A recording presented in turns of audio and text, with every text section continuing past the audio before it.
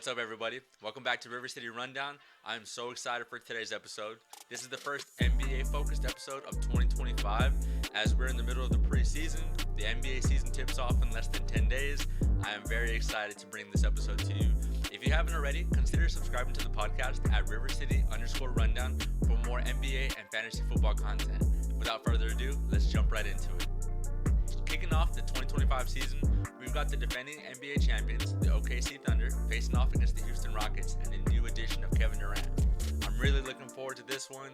It should have all the action that we're looking for as die-hard hoop fans.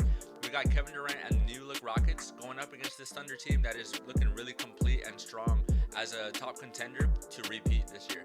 So I'm really excited for this one as this game premieres on Peacock on the 21st. I'm really excited to see what happens during this game. The Rockets added Kevin Durant. We get to see how much Alperen Sengun improved over the summer. If you were keeping up with Eurobasket, you probably saw him dominating game after game. It was really impressive, the stats he was putting up and the way he was able to lead Turkey to having a really great summer. It was very exciting to watch if you're a hoop lover. Also, the OKC Thunder on that side of things, they look really strong to repeat. They've got everything you need from a championship DNA team. They're led by the MVP in Shai Gilgeous-Alexander, so they have a strong case to be favorites to repeat this year. I'm looking to see if guys are going to take that next step, namely Chet Holmgren. I'm looking to see if Cason Wallace improves even more, how Isaiah Hartenstein looks with this team for the second full year. So it's going to be a lot of interesting things to see on this game. Another player that I'm really looking forward to seeing on the leap he takes this year is going to be Amen Thompson. He's one of my favorite players. He's just uber athletics, very, very quick, if not one of the quickest players in the NBA with and without the ball in his hands. He could jump through the roof. He is just somebody who is really exciting to watch. Great on offense in terms of being a slashing forward, and his defensive upside is outstanding. So I'm really excited to see this game and see who comes out on top. I do think that in this game, the Rockets give the Thunder a shock to start their year, and that the Rockets take this game one. But again, very excited. The other game we've got that night is going to be the Golden State Warriors visit Lakers. We get to see Steph Curry and that cast led by Jimmy Butler, Draymond Green, and the Warriors visiting skinny Luka and the Lakers team that just added DeAndre Ayton. You got LeBron coming back for his 22nd year. Very excited to see how this Lakers team looks and whether or not they're a formidable opponent in the West. This Western Conference is stacked, and we get to see four of the favorite teams coming out of the West this season all on opening night. So what more could you ask for as a Hoops fan? Should be a lot of action. I do think that the Lakers come out on top in that matchup against Golden State. I'm not too sure that I'm buying in on the stock of Golden State with these older vets. They've added Al Horford. They have obviously Jimmy Butler that they added towards the end of last season. You've got Draymond Green and Steph Curry. I do think Steph Curry will continue to do Steph Curry things and put up points and just be a great distributor of the ball. But I do think that Luka Doncic has so much firepower. He's in his prime right now, and I think he's going to lead this Lakers team, which is going to be a much bigger team than they were last season. I think he'll lead them, and he'll be the driving force behind this Lakers win tonight and going forward to the rest of the season. And on Wednesday the 22nd, we get to see the San Antonio Spurs as they go to Dallas and they face off against the Mavericks. The Mavericks team led by Anthony Davis, the new signing of D'Angelo Russell. You've got Cooper Flagg, the main event. He's officially here. His time is now, right? And then, of course, on the Spurs side of things, you get to see Victor Wembanyama, Dylan Harper, Carter Bryant, the Rookie of the Year, and Stephon Castle. I'm really excited to see what this game looks like and how it shapes out. Of course, I'm going to go for my Spurs, through and through. I have no doubts that we're going to come out on top in this one. But I'm really just excited to see how the number one and number two picks look going off against each other. So I have a lot of hope for Dylan Harper to really shine in this game. But I know that Cooper Flagg is not going to go out without a fight.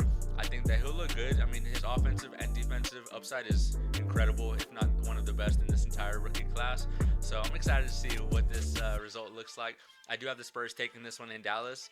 If you know me, you've probably heard me over the summer just saying to anybody who's willing to listen that this San Antonio Spurs team has everything it takes to be a top 6 team in the Western Conference. I know this conference is stacked, but I think that through and through, when you look at every single position on this roster, I don't think we're lacking in any one area. We've got guard depth, we've got wing depth, we've got shooters, we've got size, and we have defense. I think that this team is going to be shocking a lot of those ESPN analysts and a lot of those haters out there. I think the Spurs are going to shock a lot of people. I've got the Spurs coming out not only in this game, but I do have them making a statement this season. I want to ask you, the viewer, a question. Who runs this league right now?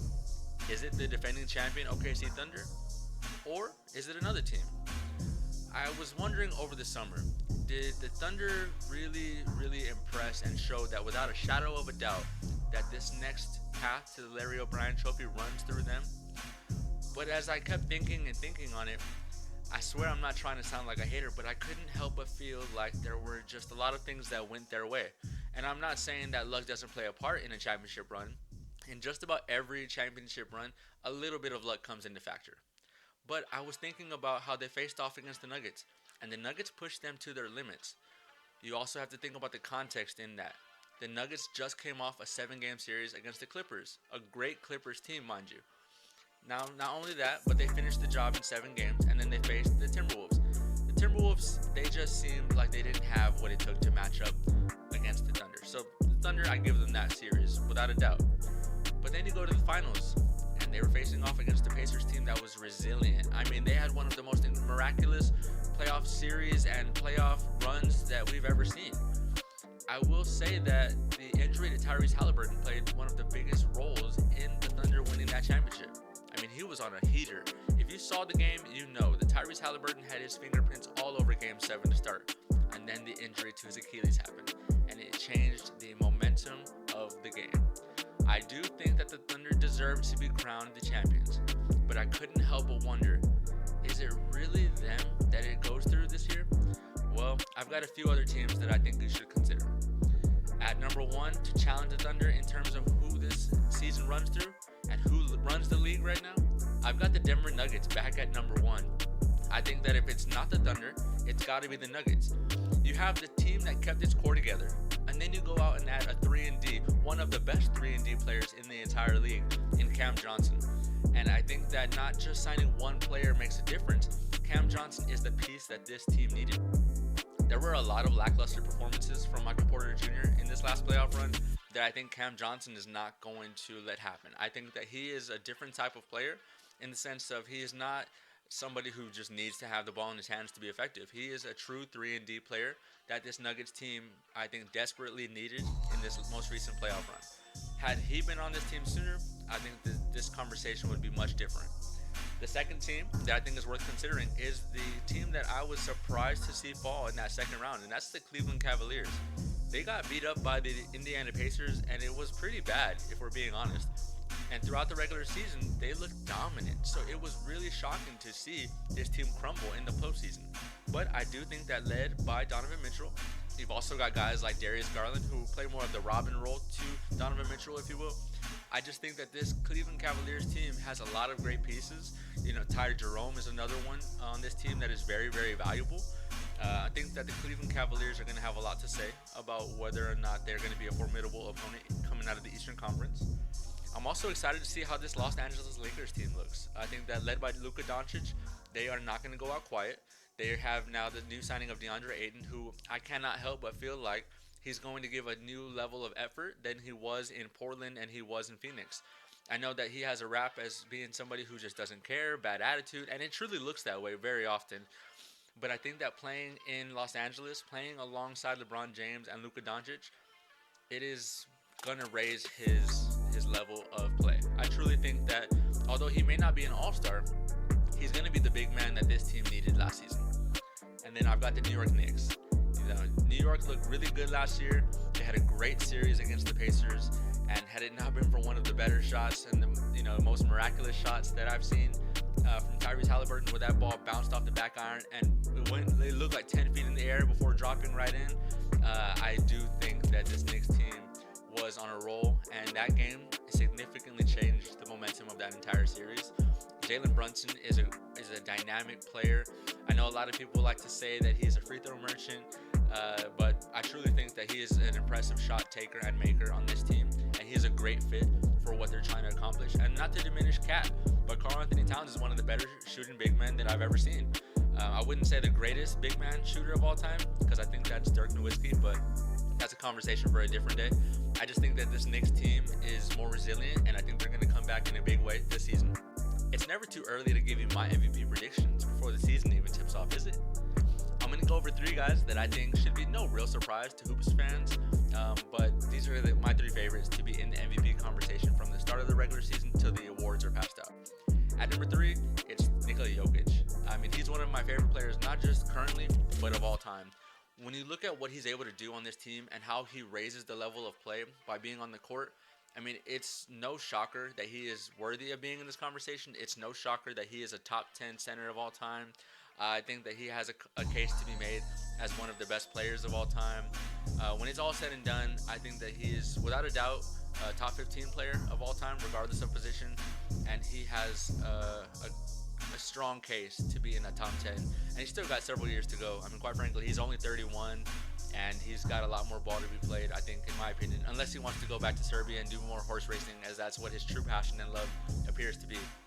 At number 2, I've got Shai Gilgeous-Alexander, SGA. I know what you're thinking. As a matter of fact, I can hear you through the screen right now. I know you're saying the reigning MVP, the defending champion, the defending finals MVP, if he's at number 2, then who's at number 1? Well, I'll get there. But SGA, in my opinion, is going to be a strong candidate for the MVP, for the back-to-back winner of this award. And I know he plays defense and offense, so what's not to love about it, right? I do think that the front runner is going to be a guy who has been in the conversations recently, but he's somebody who hasn't come out with the award yet. I do expect this to be a first-time winner, and I think that that guy is Luka Doncic. At number 1, I've got Luka Doncic winning the award this season. I think that he's going to lead the Lakers to a top 3 seed in the West and maybe a top 5 overall out of the entire NBA. I just think that what Luka does on the offensive end cannot be ignored. I know he doesn't play defense, but I expect him to average 30-plus points a game, upwards of double-digit assists, and I think that he'll be strong in the high single digits in terms of rebounds. I think that Luka Doncic's defense is going to step up this season. I'm not saying he's going to be an all-NBA defensive player, but I think that playing alongside a guy like LeBron James and alongside DeAndre Ayton and this team that has a cast of great defenders around them, I do expect Luka Doncic to have maybe his best season of his career. He's in his prime now, and this team is ready to compete now. So I've got Luka Doncic as my front runner, and I expect him to take home the award this season. I have a question for you, the viewer. Who can stop the OKC Thunder? Are they the most complete team in the NBA right now? Well, not so fast. I think that there is a team you should consider, and if you don't know where I'm going with this, it's time you look at the name of this channel. It's the River City Rundown, and of course, I'm going to talk about my San Antonio Spurs. Take a look at this Spurs roster from top to bottom, and you tell me what glaring weakness we have. Starting at the point guard position, you've got the all-NBA caliber player of De'Aaron Fox and the sensational rookie right next to him in Dylan Harper. At the 2, you've got Devin Vassell, one of the best shot makers in the NBA, and Keldon Johnson, a slashing guard who has great intensity. At the 3, you've got a sniper in Julian Champagnie. You've got Carter Bryant, who's got incredible 3-and-D upside. At the 4, Jeremy Sohan, who will guard 1 through 5, and then you've got Harrison Barnes, who's a great defender and shooter. At the 5, you've got the alien, the best defensive player in the league, and in my opinion, the guy who's going to go down with the award named after him in Victor Wembanyama. And then you've got Luke Cornett rounding out the bench. Then you look at the reserves, the guys I didn't mention. Kelly Olynyk, a new addition this summer. David Jones-Garcia, a guy who is making an absolute name for himself so far in preseason as the Spurs signed him to a 2-way contract. I mean, you got other guys coming off the bench that are going to be ready to step in and fill in the shoes when they're called upon. This team is ready to compete now, and I know a lot of people are not giving them the benefit of the doubt, but that's okay because we like to shock people, and I expect the Spurs to shock a lot of people this season. I know I'm going to sound like a homer here, but excuse me, I think that the Spurs have one of the better rosters in the entire NBA. Don't be surprised when we earn a top 6 seed this year. A couple of player-focused conversations to bring up. I've got 2 for you today. Number 1 is Anthony Edwards going to continue his ascension? Is he the guy for Team USA and the T-Wolves to take them all to the next level? The reins are his now for Team USA. I mean, you've got guys like Kevin Durant, Steph Curry, LeBron James on their way out. You've got to look towards the future, and I think Anthony Edwards is the future of Team USA. Then you look at the T-Wolves. Can he lead them to an NBA Finals? They've made the conference finals 2 times at least in the last 3 years. I mean, Anthony Edwards has continued to grow and grow as being the best player not only on that team, but one of the better players in the NBA. He improved his three-point percentage last season, and he's just looked remarkable year after year. I think that the thing with Anthony Edwards that I'm looking to find out is whether or not he can stamp himself as one of the 5 best defensive players in the league. If he can do that, this T-Wolves limit is the sky. I think that Anthony Edwards has that it factor to lead Team USA into this next chapter of winning, as well as leading the T-Wolves to their first NBA championship. I think that he's got what it takes, and I'm excited to see how he can continue to elevate the play of the guys around him. I think that this season is going to be an incredible year for him. I'm excited to see how it shapes out and how much of control the T-Wolves front office gives him on this team. The other conversation I wanted to bring up, this is a guy that, he was one of my favorite players coming out of high school. I saw mixtapes on him, it felt like every single week, just with incredible feats I had never seen before. Athleticism where he just jumped out of the gym. Then he goes on to play at Duke, and he just continues that same trend. He had an incredible year at Duke. He leaves and comes to the NBA, and his rookie season looked incredible. It looked like the sky was the limit, because that's how high he could jump. And since then, things have kind of been on an inconsistent downward spiral. The guy I'm talking about is Zion Williamson. But I think that 2025 is the year of the Zion Williamson Redemption Tour. It's a new season, he's got a new body, and I think we're going to see some new results. Zion Williamson slimmed down this season. If you didn't know, now you know. He is going to be a different player this season than he's been in the past. In the past, he's been somebody who was upwards of 300 pounds, 6'8", and he could still jump through the gym. I'm excited to see what this new look Zion Williamson can do in a consistent 48-minute basis. I want to see what his conditioning looks like. I'm excited to see how he's able to bang bodies against other guys that are, power forwards. I think that the athleticism is still going to be there, and barring any injuries, I'm really excited to see what this Pelicans team can accomplish in the regular season. This Pelicans team has been good in the past. I think that they've just yet to put it all together, and that this season is going to be an interesting one. You've got the rookie sensation in Jeremiah Fears. 0 fears. I love that number, by the way. You've got Zion Williamson, who's got a new frame, a new body. I think that this is only going to be good for his long-term health and play. I do think that the play of DeJounte Murray is not as good as it once was, as much as I really enjoyed watching him on the Spurs in the past. I do think that he's at a different point in his career. But you've got scoring upside. You've got a guy like Jordan Poole now who can put the ball in the basket. I just hope that they don't rely on him to be their primary playmaker and shot creator. But I think that this Pelicans team is a sneaky contender in the season. And I'm excited to see what this team led by their former number 1 pick in Zion Williamson can accomplish this season. Well, everybody, that's going to wrap it up here for me at River City Rundown. I was really excited to bring you this episode. I hope you enjoyed it. Thank you for sticking to the end with me. Now, please, drop a comment of who your favorite team is. I know I've got a lot of Spurs fans watching these videos. I know I've got an OKC Thunder fan out there somewhere. I'm just excited to know who your team is, who you have hopes for. And even if you're not really a fan of a team, but you're more of a fan of players in particular, I want to know who it is. So drop it in the comments. Thank you for watching. And if you haven't already subscribed to the channel, please consider giving it a follow, give it a like, and share it with a friend. Just someone who is as into hoops as you and I are.